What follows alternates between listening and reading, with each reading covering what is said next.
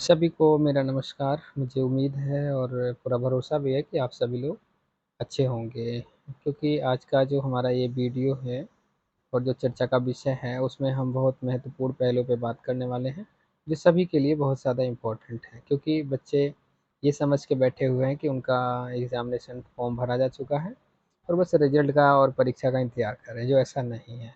तो यहाँ पे जैसा कि स्क्रीन पे दिखाई दे रहा है, जून 2025 यहाँ पे स्क्रीन पे दिखाई दे रहा होगा। उसके बाद आता है कि बैच वाइज़ एडमिशन, जिसके भी जिस सेंटर में जितने भी एडमिशन हुए होंगे, इस तरह से कुछ अपडेट दिख रहा है, जो बोर्ड ने अपडेट किया हुआ। फ़िलहाल यहाँ तक की स्थिति आप समझिएगा। तो इसके दौरान क्या है, बच्चों की अटेंडेंस यहाँ पे फिल करना, उसके बाद इंटरनल नंबर, प्रैक्टिकल और थ्योरी के। लास्ट में आता है इनके एग्ज़ामिनेशन हॉल टिकट, यहाँ पे फाइनली होगा। लेकिन उससे पहले जो नियम है कि सबसे पहले अटेंडेंस फिल होंगे, उसके बाद थ्योरी मार्क्स, प्रैक्टिकल मार्क्स, उसके बाद ही उनके आगे की प्रोसेस कंप्लीट होगी। तो सभी विद्यार्थी जो उनके मन में ये भाव है कि कॉलेज वाले अपने आप ही कर देंगे, तो बिल्कुल नहीं होने वाला। जैसा कि हम दिखाते हैं कि यहाँ पे जैसे हमने अटेंडेंस पे क्लिक करा है, तो यहाँ पे आपको देख सकते हैं, आपको मांग रहा है कि प्लीज़ अपलोड द फाइल। यानी कि अपलोड फाइल कब होगी, जब बोर्ड अपना, यानी कि संस्थान वाले उस पे चाहेंगे जब ही होगा, क्योंकि बिना अटेंडेंस के आगे की प्रोसेस। दूसरी स्थिति में देखेंगे कि थ्योरी मार्क्स के लिए भी सेम कंडीशन आएगा, उसके बाद प्रैक्टिकल्स के लिए भी सेम कंडीशन आएंगे, जो आपके लिए महत्वपूर्ण है। यहाँ पे देख सकते हैं कि डिप्लोमा आईडीडी के लिए सेम कंडीशन है कि अगर फाइल अपलोड करेंगे उसके मार्क्स के, उसके बिहाफ पे ही आगे की प्रोसेस कंप्लीट होगी। तो कुल मिलाकर के हमारा कहने का जो तात्पर्य है वो कुछ इस प्रकार है कि आप लोग अपने अपने जो उपस्थिति है, अगर उसमें 75% से कम होती है, उस दौरान अगर आपकी उपस्थिति में कहीं ना कहीं कमी हुई, तो आपके जो एग्ज़ाम फॉर्म है वो एक्सेप्टेंस नहीं होंगे, आगे की प्रोसेस होल्ड ऑन हो जाएगी। इसलिए आप सभी विद्यार्थी से जो है हमारा यही बताने का जो उद्देश्य है कि आप लोग समझिएगा कि अपने संस्थान से इस संदर्भ में अवश्य बात कर लें कि उनकी अटेंडेंस पूरी गई है कि नहीं गई है। अगर नहीं जाएगी तो आप फाइनल एग्ज़ाम में आप फॉर्म नहीं अपीयर हो पाएंगे। इस तरह से जो हमारा जो इस वीडियो के माध्यम से जो अपडेटिंग थी, हम आप तक पहुंचाने की कोशिश किए हैं।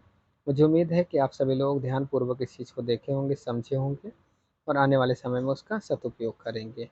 चलिए हम अब फाइनली इसमें दिखाते हैं, जैसा कि हमने इससे पहले दिखाया कि क्या-क्या प्रोसेस है। इसमें 2 ऑप्शन दिखाई दे रहे हैं, जो नए हैं उनके लिए कोई बैकलॉग। बैकलॉग का मतलब है जो कोई बच्चा है जो प्रीवियस ईयर में बैक हो, जैसे मान लीजिए जो 23-25 बैच में कोई बच्चा है जो रेगुलर एग्ज़ाम भी देगा, साथ ही साथ प्रीवियस देगा, तो इसलिए बैकलॉग टर्म उनकी बात की गई है। और हम जो फाइनल एग्ज़ाम से पहले कई बार 21-23 बैच की बात करें, उसमें काफ़ी बच्चों को जो बैक लगा था, उस तरह से देख सकते हैं 2 बच्चों का, इनका भी अटेंडेंस शॉर्ट है।